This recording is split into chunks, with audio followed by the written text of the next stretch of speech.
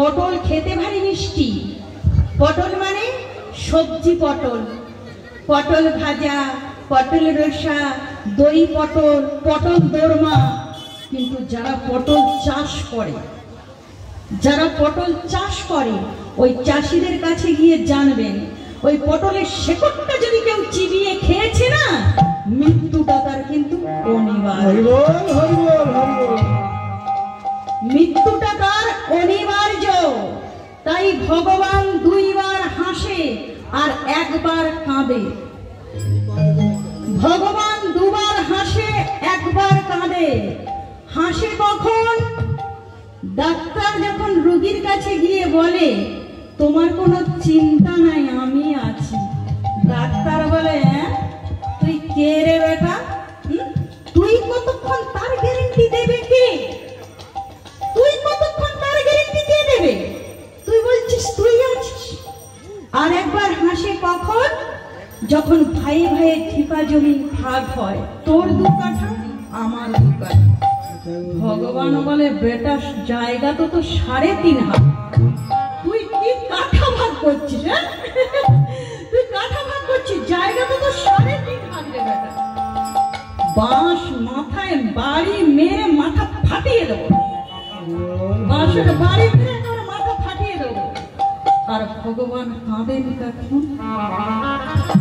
মৃত্যুর সময় যখন আমরা লড়াই করি, যখন আমরা মৃত্যুর সময় লড়াই করে বলি আমার বড় বৌমাকে ডেকে দাও আমি দেখবো, আমার মেজ ছেলেকে ডেকে দাও, আমার নাতিকে ডেকে দাও আমি দেখবো, ভগবান তখন উপরে বসে বসে কাঁদে। এখনো এখনো তুই মায়ায় জর্জরিত, এখনো আমার কথা তোর মনে পড়ছে না, এখনো তুই ওই নিয়ে আছিস। শেষের দিনেও তোর আমার কথা মনে পড়ছে না, মৃত্যুর দিন অবধি পড়ছে না। তখন দেখবেন শরীরের মধ্যে আস্তে, শরীরের মধ্যে যে দরজাগুলো আছে বাবা, ওই দরজাগুলো আস্তে আস্তে কফ জড়িয়ে বন্ধ হয়ে যায়। কফ জড়িয়ে আস্তে আস্তে বন্ধ হয়ে যায়। আর যখন এই কফ জড়িয়ে জড়িয়ে বন্ধ হয়ে যায়, তখন শুধু একটাই শব্দ ওর মধ্যে বার হয়, আহ আহ আহ। আর এই করতে করতে আস্তে আস্তে মানুষ মৃত্যু শয্যায় শায়িত হয়ে।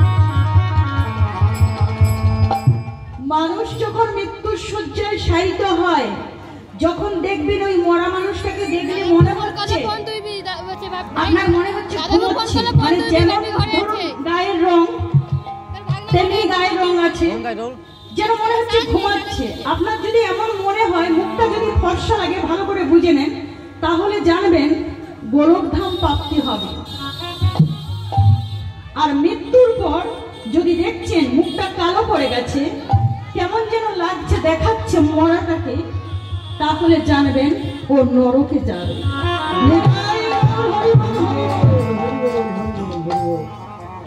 একবার অর্জুন ভগবানকে প্রশ্ন করেছিল, প্রভু দয়াময়, 18 দিন যুদ্ধ করার পর যখন তুমি রথ থেকে নামলে, তখন ওই রথটা পুড়ে ছাই হয়ে গেল কেন?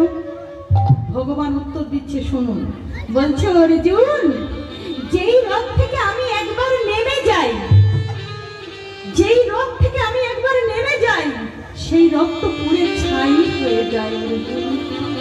তা না হয় বুঝলাম, কিন্তু যুদ্ধ চলাকালীন, 18 দিন যুদ্ধ চলাকালীন তুমি অনেকবার রথ থেকে নেমেছো, তখন রথটা পুড়লো না, এখন রথটা পুড়লো কেন?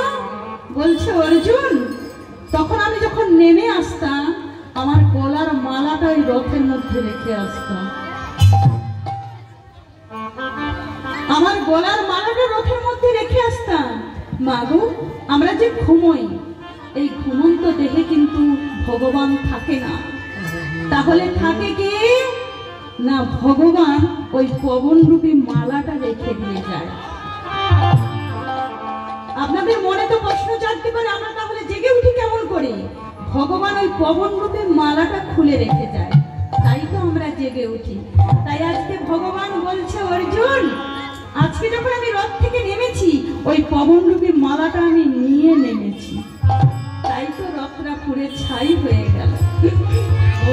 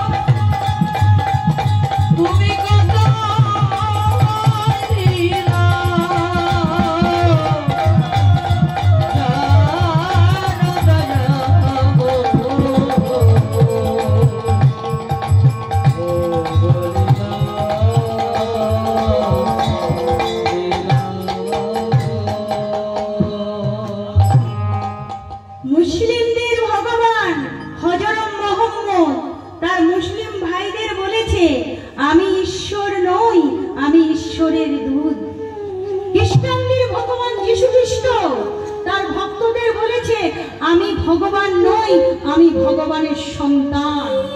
আর কুরুক্ষেত্রের মাঝে ভগবান কৃষ্ণ গীতাতে বলেছে অর্জুনকে, আমি ভগবান। যার জন্য তো কোর্টে গিয়ে বলতে হয়, যাহা বলিব সত্য বলিব, সত্য বই। পরেরটা আপনারা বলেন, জোরে বলুন, মিথ্যে বলিব না। ওটা বাইবেল নয়, ওটা কোরআন নয়, ওটা শ্রীমদ্ ভাগবত গীতা।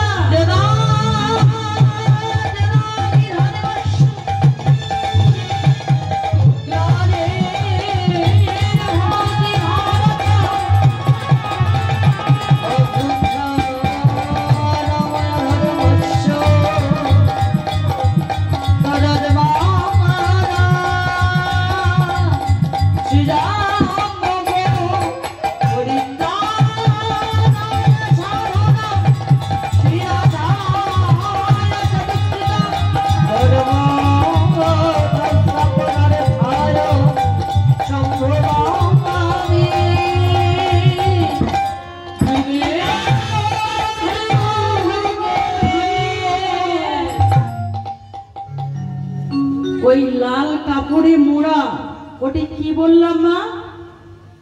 লাল কাপড়ে মোড়া, ওটা কি থাকে?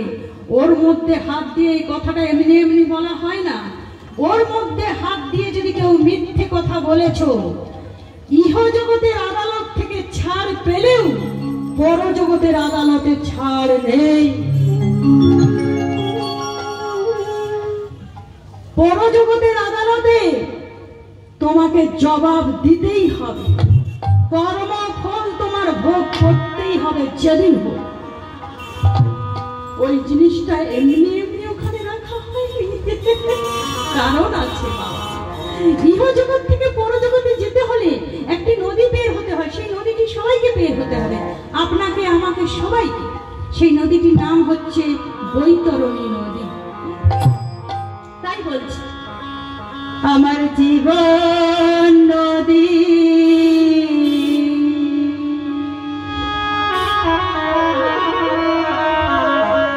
নাইয়া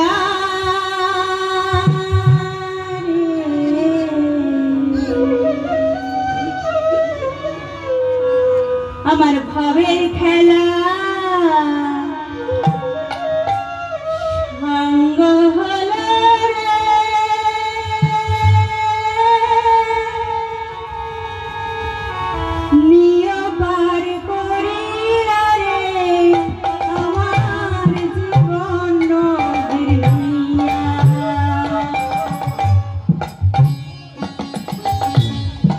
জীবন নদী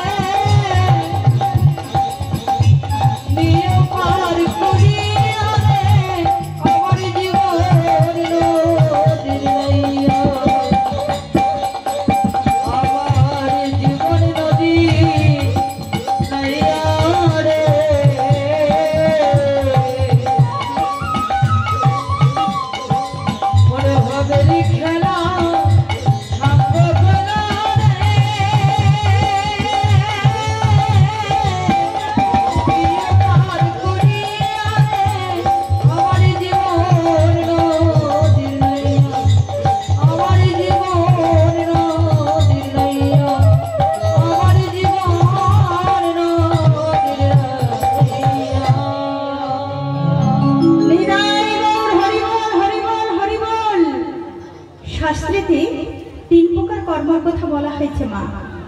একটি হচ্ছে সুকর্ম, একটি হচ্ছে কুকর্ম, আর একটি হচ্ছে মিশ্রিত কর্ম। সুকর্ম কাকে বলে?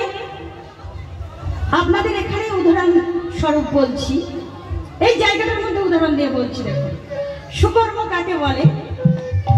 আজকে ধরুন এই যে কমিটি দাদা ভাইরা এই কীর্তনের আয়োজন করেছেন আজকে, তার জন্য কি হচ্ছে, এই কমিটি দাদা ভাইকে কিন্তু ভালোর থেকে মন্দ কথাটা বেশি করে শুনতে হবে। ভালোর থেকে মন্দ কথাটা বেশি করে শুনতে হবে। মানুষের কাছে করে হাত জোর করে গিয়ে দাঁড়াতে হবে। কেন না? ভালো কাজ করার জন্য। এবার যে কমিটি দাদা ভাইরা এই কীর্তনের সঙ্গে ইনভলভ হয়ে আছেন, মানে গৌর নামে কৃষ্ণ নামের সঙ্গে যে যুক্ত আছেন, সেই কমিটি দাদা ভাইয়ের জন্য কি হচ্ছে আজকে এত এত ভক্তের আগমন। আমাদের মতন অধমা কীর্তনিয়ারা তাদের চরণের ধুলো পাচ্ছি, মানে আপনাদের চরণের ধুলো পাচ্ছি। তার সঙ্গে যারা মাইক, লাইট, প্যান্ডেল দিয়েছে সবাইয়ের কৃপা হচ্ছে। তাহলে কি হচ্ছে মা?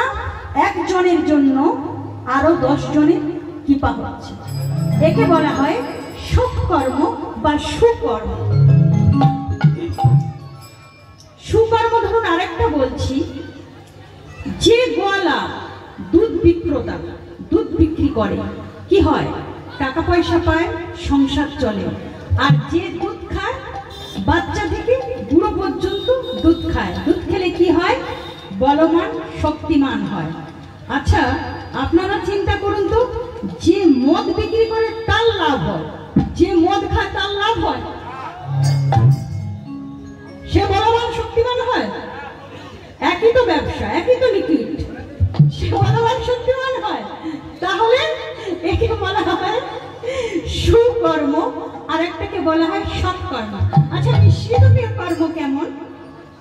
ধরুন যারা 2 নম্বরই রোজগার করে, 5 লাখ টাকা রোজগার করলো, 2 লাখ টাকা কোনো মন্দিরে, কোনো কীর্তনিয়ায় কোথাও ডোনেট করে দিল, তাহলে কি হচ্ছে? কিছু নিচ্ছে, কিছু দিচ্ছে। একে বলা হয় মিশ্রিত কর্ম। হরিবল হরিবল, মিশ্রিত কর্ম। তাই বলছে, জন্ম হোক যথা তথা, কর্ম করো ভালো। কর্ম যদি তোমার ভালো থাকে, তবে ভাবছো বসে চলবে কিসে?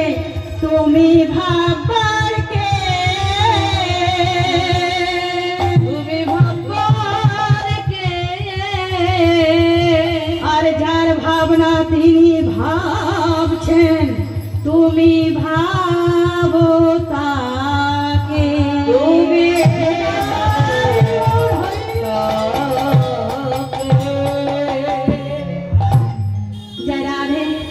জয় রাধেশ্যাম। আমার মায়েরা অনেক সময় বসে আছেন, বসে বসে হয়তো বিরক্ত লাগছে, কষ্ট হচ্ছে মা, অসুবিধা হচ্ছে? সবাই মিলে একটু রাধা নাম করবো, কেমন? হাতে তালি দিতে দিতে সবাই মিলে রাধা। আচ্ছা মা, আপনাদের এখানে ঝগড়াঝাটি হয় তো? বাবা, এখানেও হয়? আমি জানতাম আমার ওখানে হয়, আপনাদের এখানে হয় বলে আমি জানতাম না। আপনাদের এখানে তো সব ভক্ত মানুষ, এখানে ঝগড়াঝাটি হবে কেমন করে? তাহলে এখানে হয়, বেশ ভালো কথা। ঝগড়াঝাটি হলে যেই গলাটা বের হয়, ওই গলাটা একবার বের করবেন। বেরোবে না? না না, বের করতে হবে। আমি গলা বের করবো, আপনারা বের করবেন না সেটা বলতে হবে না, সেটা শুনবো না, আপনাদেরও বের করতে হবে। আচ্ছা মা, ওই যে বিয়ে বাড়িতে যে নাচ হয়, কি যেন বাজে? কি বাজে? ডিজে। ডিজে এখন বাজছে ডিজে, পরে বলবে কি যে। বিয়ে বাড়িতে যে নাচ হয়, তখন কি আপনারা লজ্জা পান? শ্বশুর দেখলো, ভাসুর দেখলো, না শাশুড়ি দেখলো, তখন তো লজ্জা নেই। তাহলে হরি নামে লজ্জা কিসে? ওই নাচে না, ভালো করে মাথায় ঢুকিয়ে নেন, ওই নাচে কোনো কাজ নেই, ওই নাচে কোনো কাজ নেই। আজকে আপনি এখানে বসে যতটুকু করবেন, ওটাই আপনার সঙ্গে যাবে। আপনার কাজ আপনাকে করতে হবে, কেউ করে দেবে না। হরিবল হরিবল। হরে কৃষ্ণ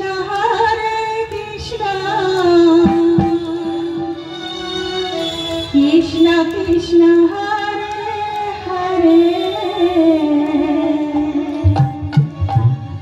হরে রাম রাম রাম হরে হরে হরে কৃষ্ণ কৃষ্ণ কৃষ্ণ কৃষ্ণ হরে হরে হরে রাম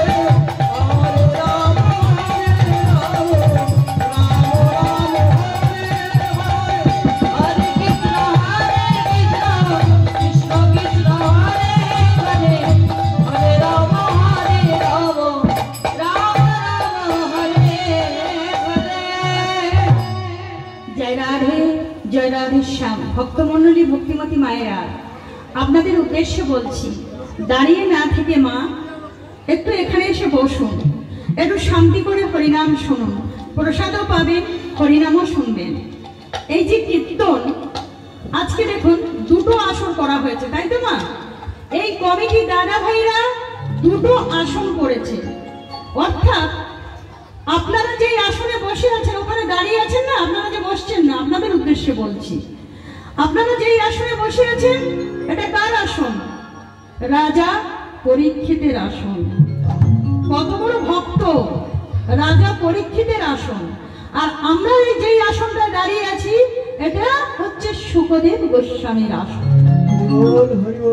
তাই চরণ ধরে অনুরোধ করছি একটু রাজা পরীক্ষিতের আসনে এসে আপনারাও বসুন, আপনারাও ওনাদের মতন ভক্ত হন। অত বড় ভক্ত যিনি এত অপরাধ করে ব্রহ্মশাপগ্রস্ত হয়েও তাকে ব্রহ্মশাপ স্পর্শ করতে পারেনি, এই আসন তাকে ব্রহ্মশাপ স্পর্শ করতে পারেনি বাবা। তাই আপনাদেরও কৃপা হবে, আপনারাও এসে বসুন। বাবা আপনারা যারা বৃন্দাবনে গিয়েছেন দুটো বাহু উত্তোলন করে দেখান, যারা দাঁড়িয়ে আছেন সবাই দেখান, সবাই উদ্দেশ্যে চরণ ধরে বলছি। বাবা তার মানে প্রায় আমরা চলে গেছি। সবাই মিলে একটু রাধা নাম করবো, হাতে তালি দিতে দিতে, কেমন? মেরা মন পঞ্ছি বলে, মেরা মন পঞ্ছি বলে বৃন্দাবন যাও, बज की लता पता में राधे राधे गाओ, मैं राधे राधे गाओ, मैं श्याम श्याम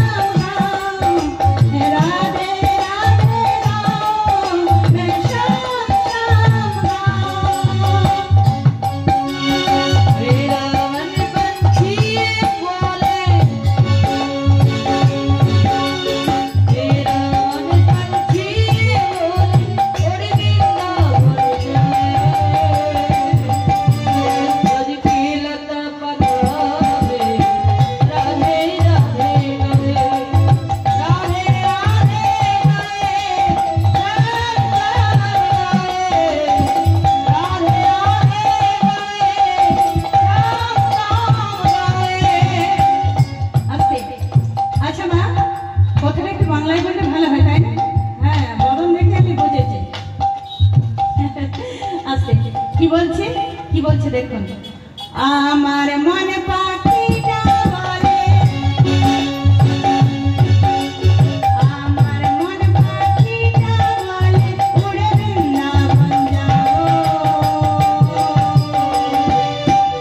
আর বৃন্দাবনে গিয়ে আমি রাধে রাধে বলবো, আমি রাধে রাধে বলবো, আমি শ্যাম শ্যাম বলবো, আমি রাধে রাধে বলবো, আমি শ্যাম শ্যাম বলবো। আমার মন পাখিটা বলে, আমার মন পাখিটা বলে ওরে বৃন্দাবনে চলে,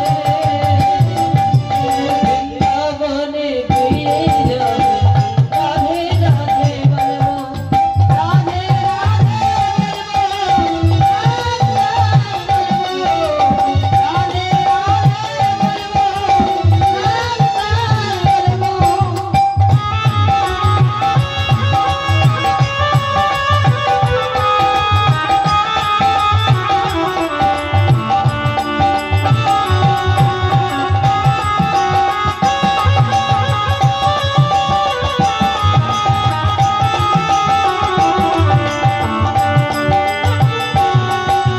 वृंदावन में जहाँ कन्हैया रास रचाते हैं, प्रेम भरी अपनी बांसुरियाँ बजाते हैं।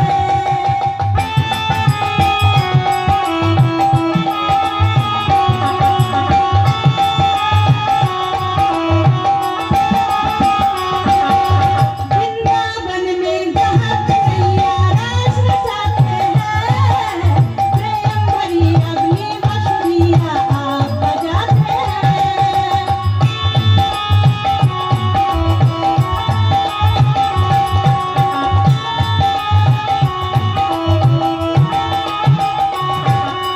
राधा संग नाचे सावरिया, राधा संग नाचे सावरिया, दर्शन करके आओ।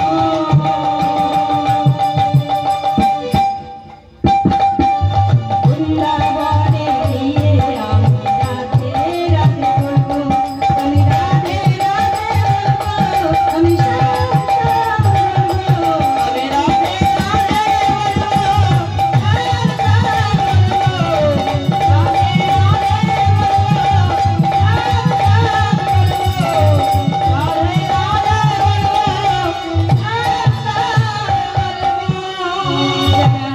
যারা বিশ্ব ও মা অনেক সময় বসে আছেন, অনেক সময় আপনারা দাঁড়িয়ে আছেন, যে যেখানে বসে আছেন, যে যেখানে দাঁড়িয়ে আছেন, সবাই চরণ ধরে অনুরোধ করছি কিছু সময়ের জন্য হাতে তালি দিতে দিতে একটু রাধা নাম করবেন মা। ও মা সবাই গাইবেন তো? তা গাইবেন যে একটু অনুধ্বনি করুন তো শুনি। বাবা বলি হ্যাঁ, ও পেছনের মায়েরা দিচ্ছে না, কিন্তু যারা দাঁড়িয়ে আছেন ওনারাও দিচ্ছেন না। আচ্ছা না দেন, আমি যেটা বলবো আপনারা আমার সঙ্গে সঙ্গে সেটাই বলবেন, তবে হ্যাঁ একটু তালে তালে বলবেন আর জোরে জোরে, আমি যেন শুনতে পাই। আমি তো একটা কানে কম শুনি।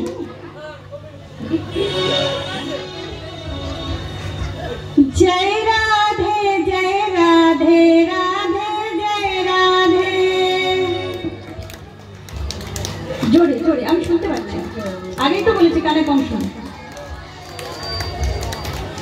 জয় রাধে জয় রাধে রাধে জয় রাধে, যারা দাঁড়িয়ে আছে জয় রাধে জয় রাধে,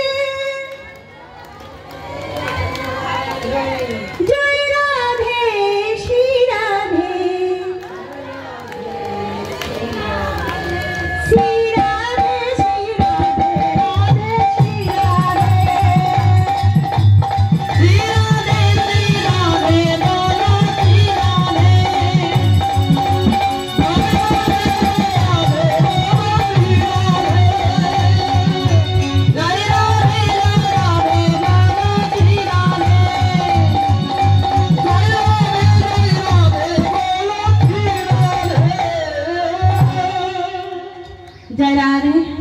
जय राधे श्याम রাধেশ্যাম রাধেশ্যাম। বাসুদেব ঘোষে বলে নব অনুরাগে, নব অনুরাগে। এইবার নীলা গোরাচান করিলা প্রকাশে, করিলা প্রকাশে। ওহে বাসুদেব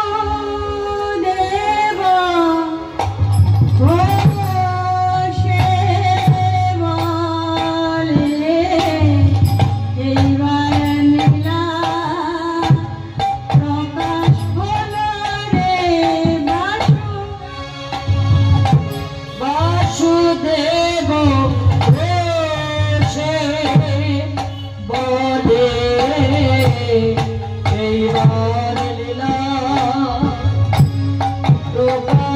হলো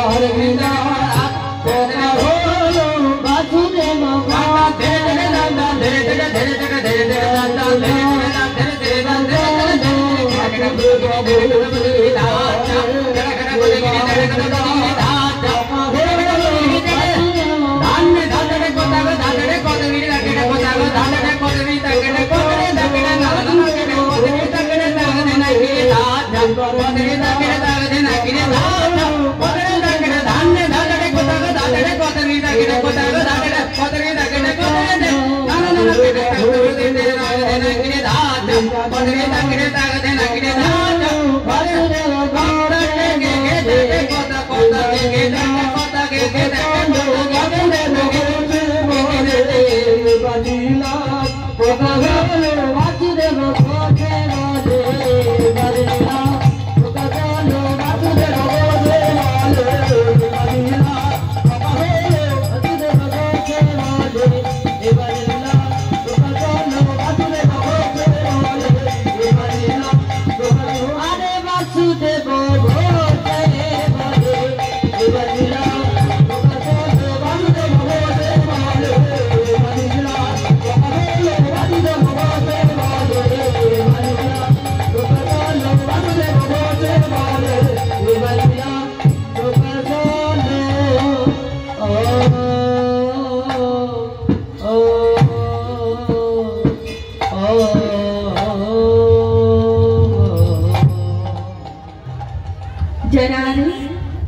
राधेश्याम राधेश्याम राधेश्याम।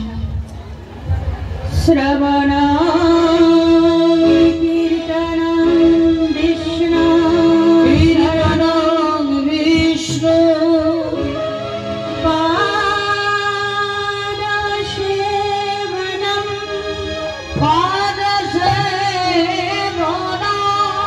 अर्चनं वन्दनं सखम आत्मनिवेदनम् आत्मनिवेदनम्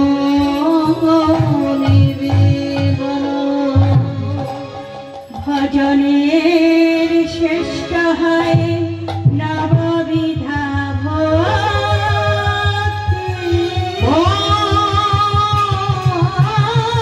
भक्ति कृष्ण प्रेम कृष्ण दीते धरे महाशक्ति।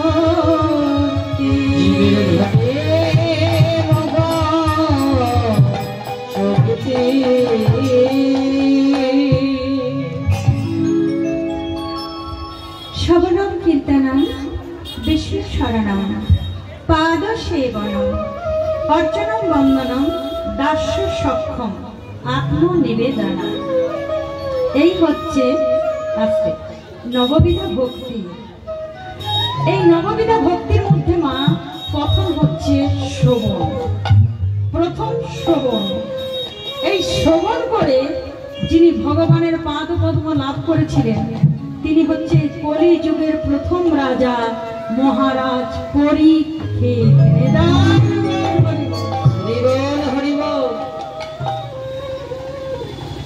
পরীক্ষিত শব্দের অর্থ যিনি নানা পরীক্ষায় উত্তীর্ণ, তিনি হচ্ছে পরীক্ষিত।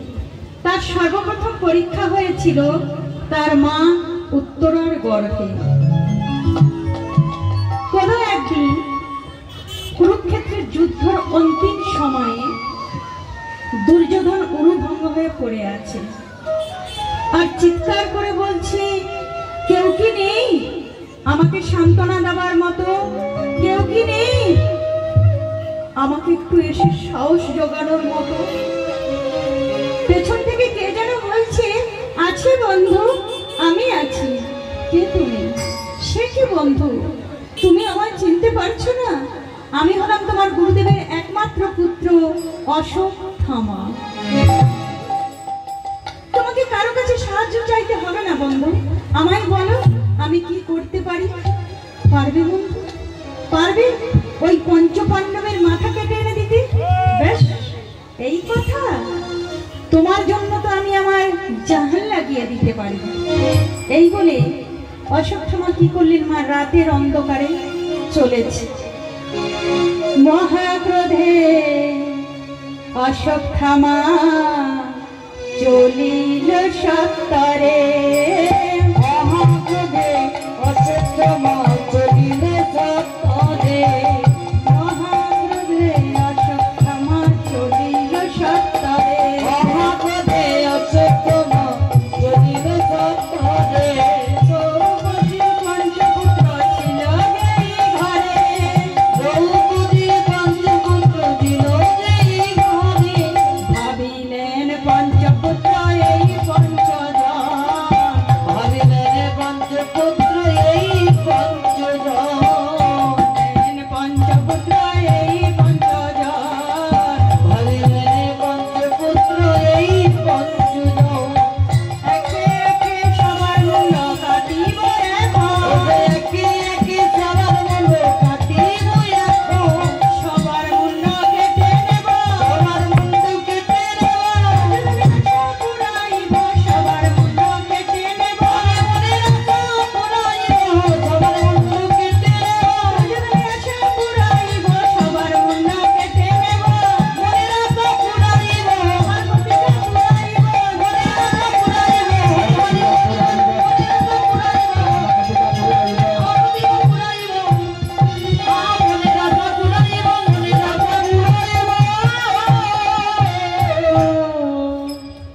অশ্বত্থামা চারিদিকে তাকিয়ে দেখছে নির্জনে কে যেন পাঁচজন গায়ে ঢাকা দিয়ে ঘুমোচ্ছে। অশ্বত্থামা ভাবলেন এরাই হচ্ছে পঞ্চপুত্র। একটি একটি করে 5টা মাথা কাটলেন, কেটে একটি কাপড়ের মধ্যে পুটুলি বাঁধলেন, বেঁধে দুর্যোধনের সামনে রেখে দিলেন। এই নাও বন্ধু।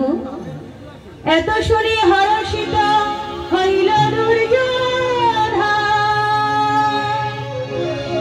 সাধু সাধু সাধু বলি বলিল তখন। বলিল তখন।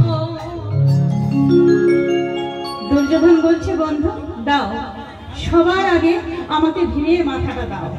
অশ্বত্থামা বলছে, কোনটা ভীমের মাথা বুঝবো কেমন করে? কেন বন্ধু?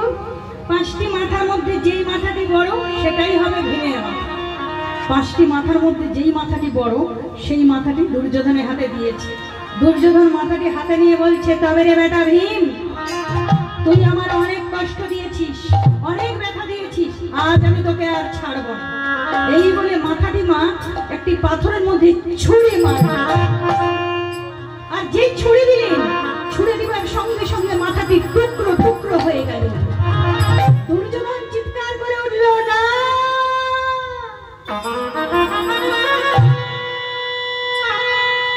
অশ্বত্থামা, এ তো ভীমের মাথা নয়, এ তো ভীমের মাথা নয়। দেখে আমার সন্দেহ হয়, এ তো ভীমের মাথা নয়।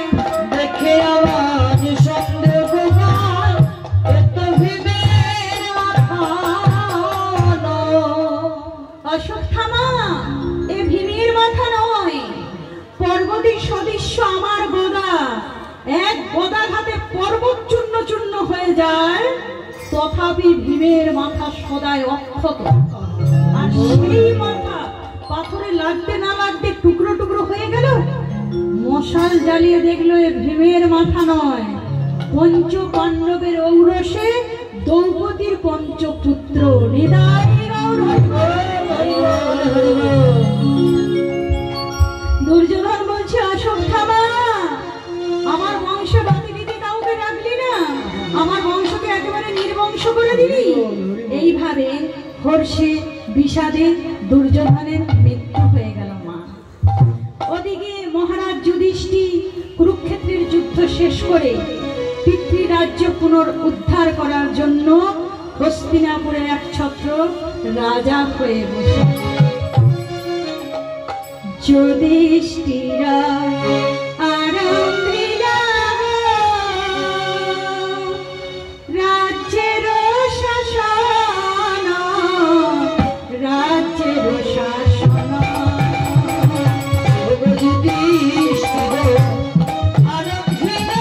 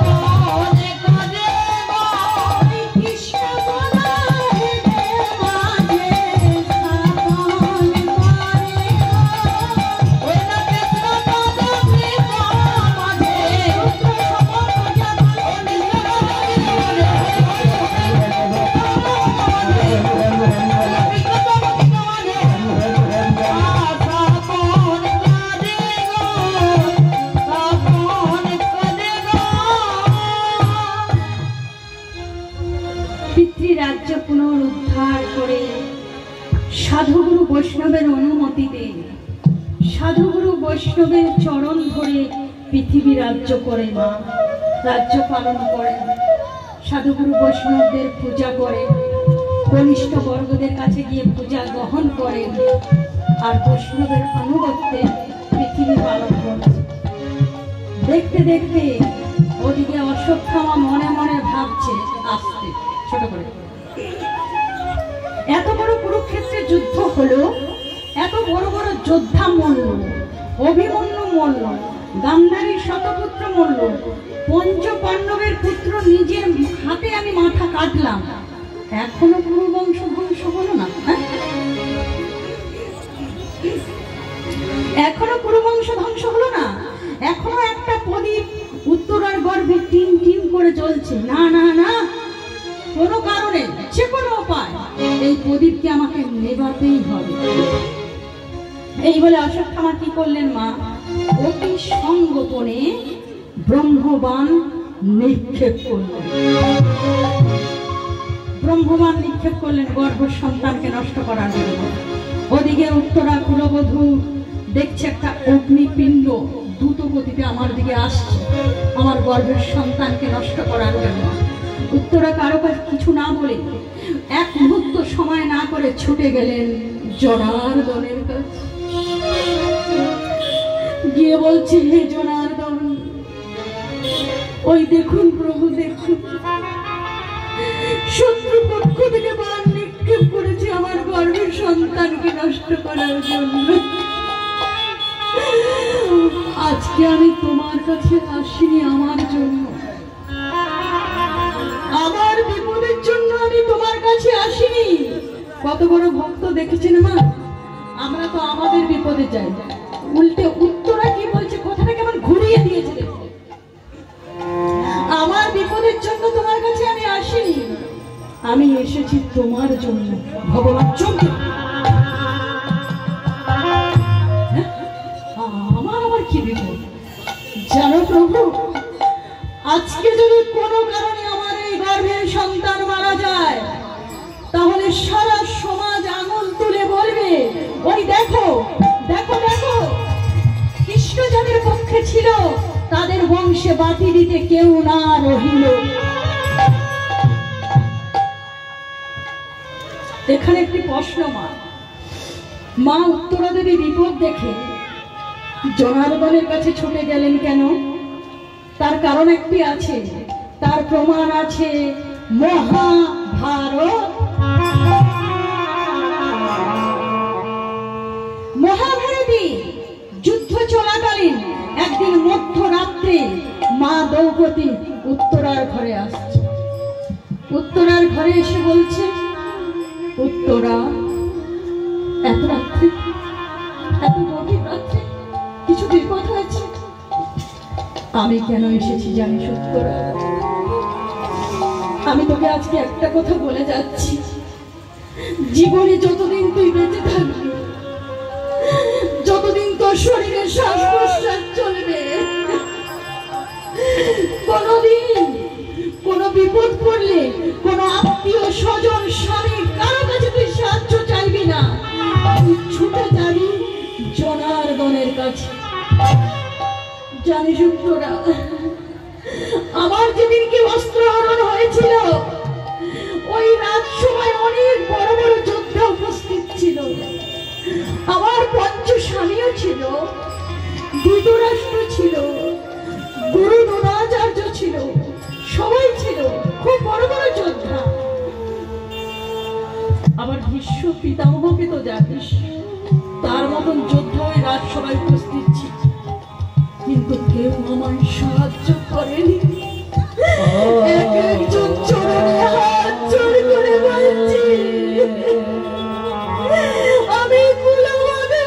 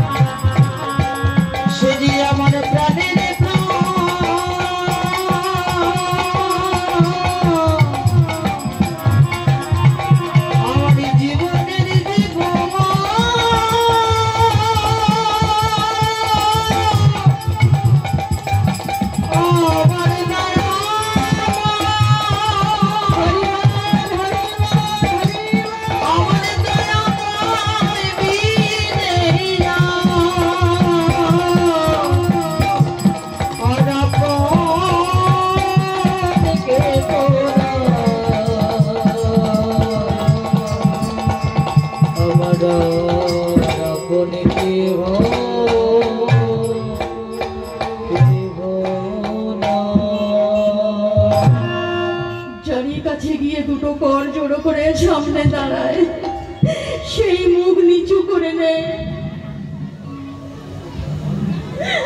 সেই মুখ নিচু করে নেয়। তখন দ্রৌপদী দুটো বাহু উত্তোলন করে, এই জন্য ভগবানের আসনে এলে দুটো বাহু উত্তোলন করতে হয়, মানে নিজেকে সমর্পণ করতে হয়। হরিবল হরিবল হরিবল। দ্রৌপদী দুটো বাহু উত্তোলন করে যখনই দুঃশাসন কাপড় ধরে খিচ্ছে, আর আটকে রাখতে পারছে না। ও মধুসূদন তুমি কথা,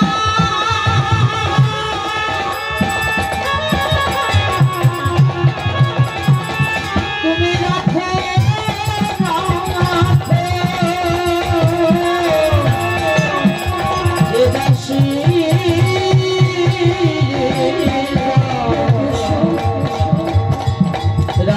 রাখো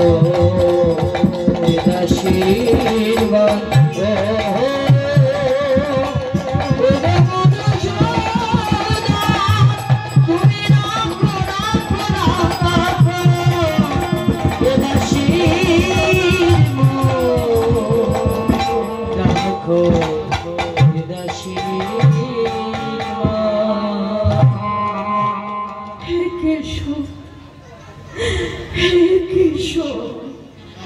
দুঃশাসন টানতে কাপড় টানতে টানতে যখন অচৈতন্য হয়ে গেল, দ্রৌপদী বলছে সখা।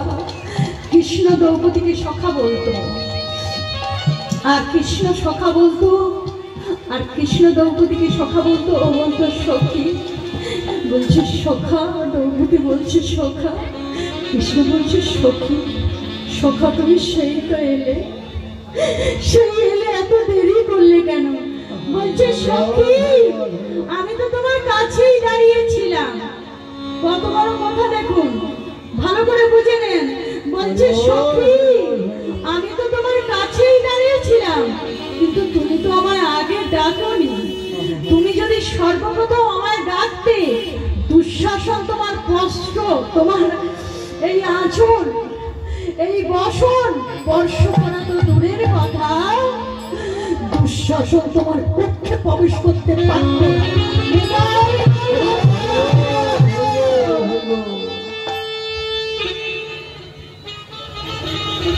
আগে যদি আমায় ডাকতে, তোমার বস্ত্র স্পর্শ করা তো দূরের কথা, তোমার পক্ষে দুঃশাসন স্পর্শ করতে পারত না। হরিবল হরিবল।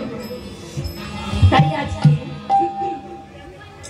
কোনো কথা না বলে, কোনো কিছু না ভেবে ছুটে গেলেন জনার্দনের কাছে। জনার্দন বলছি তুমি রক্ষা করো মরে, রক্ষা করো প্রভু। ওগো দয়াময়,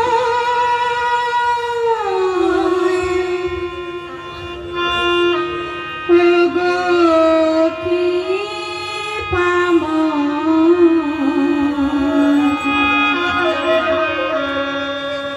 করুণা করো গো মোরে।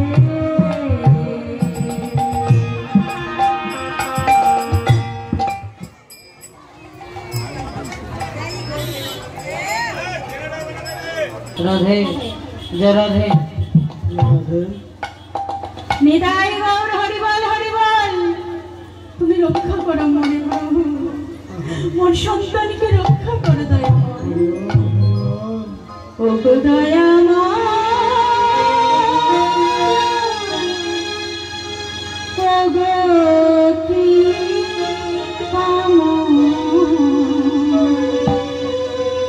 করুণা করো গো মোরে। ওগো দয়াময়, ওগো কৃপাময়, করুণা করো গো মোরে। ওগো দয়াময়, ওগো কৃপাময়, করুণা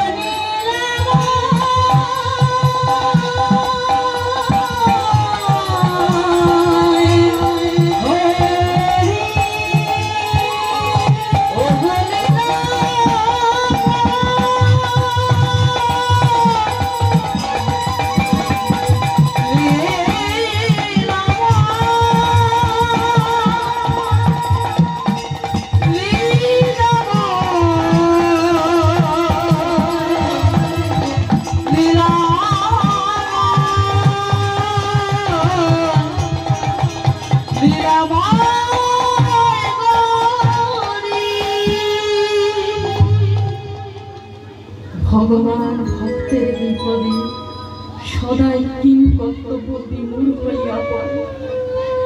তাই ভক্তকে রক্ষা করার জন্য ভয়ঙ্কর গদা ধারণ করে যোগ বলে উত্তরার গর্ভে প্রবেশ করেছে। যোগ বলে উত্তরার গর্ভে প্রবেশ করেছে। মহাক্রোধে উত্তরার গর্ভের ভেতর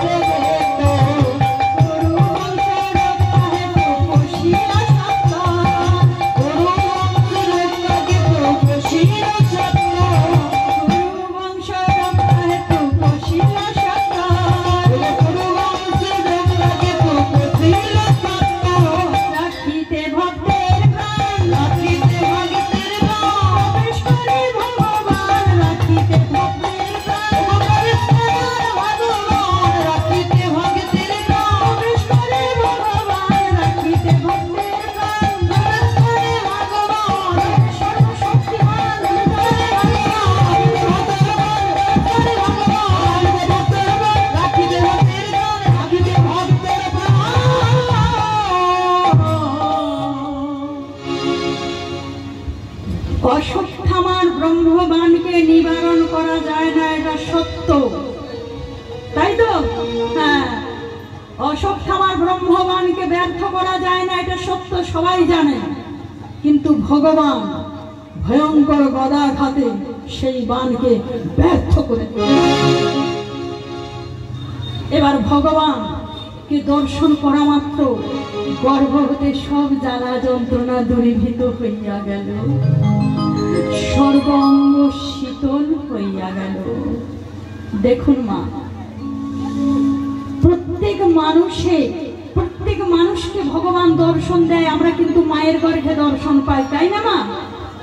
ওপর দিকে পা, নিচের দিকে মাথা, 32টি নারীর বন্ধনে, অসংখ্য কৃমি কীটের দংশনে যখন বলি হে প্রভু এখান হতে আমাকে বাইরে নিয়ে চলো, আমি সেখানে গিয়ে তোমাকে ছাড়া আর কাউকে চিনব না। শুধু তাই নয় বাবা, বাজারে উচ্ছে, আলু, বেগুন, পটল, মূলো কিনে আমরা উনুনে বসিয়ে রান্না করে খাই, ওর থেকে বেশি তাপ আরেকটা শরীরে তাপ আছে, ওই তাপ দিয়ে ওই খাবারটাকে হজম করিয়ে দেয়। ওই তাপের যে কচি কোমল চামড়ায় কত বেদনাদায়ক সে বলে বোঝানো যাবে না। ওই চামড়ায়, কচি চামড়ায় যে কত বেদনাদায়ক সে বলে বোঝানো যাবে না বাবা। তখন বলে প্রভু তোমাকে বিনা আর কাউকে আমি চিনব না, তুমি নিয়ে চলো প্রভু। ওই যে অপর দিকে পা আর নিচের দিকে মাথা, ভগবান ঠিক সেই সময় ওই পায়ের ওপর এসে দাঁড়ায় কিন্তু মা গর্ভের মধ্যে। আর সেই থেকে সৃষ্টি হলো সনাতন ধর্মে মাতা, পিতা, সাধু, গুরু, বৈষ্ণব, গুরুজনদের পায়ে হাত দিয়ে প্রণাম করা।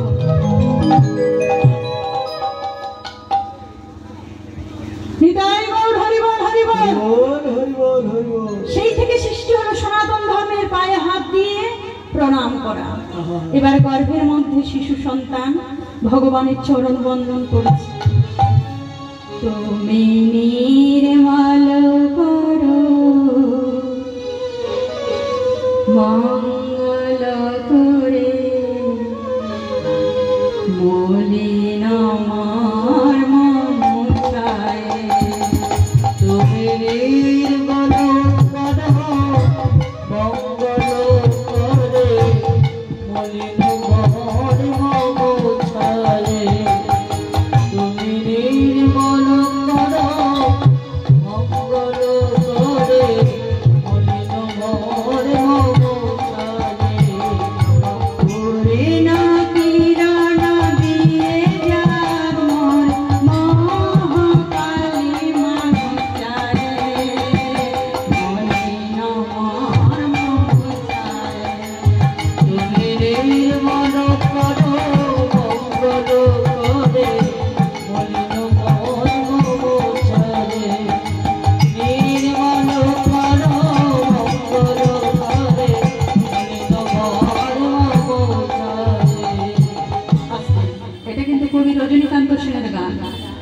তিনি বলেছেন, হে প্রভু, তুমি নির্মল করে মঙ্গল করো, তোমার মঙ্গলময় স্পর্শ করি, তোমার উদরে যে জ্যোৎস্নার কিরণ, সেই কিরণ দিয়ে আমার মোহ অন্ধকার যেন দূরীভূত হইয়া যায়। তাই বলছে, লক্ষ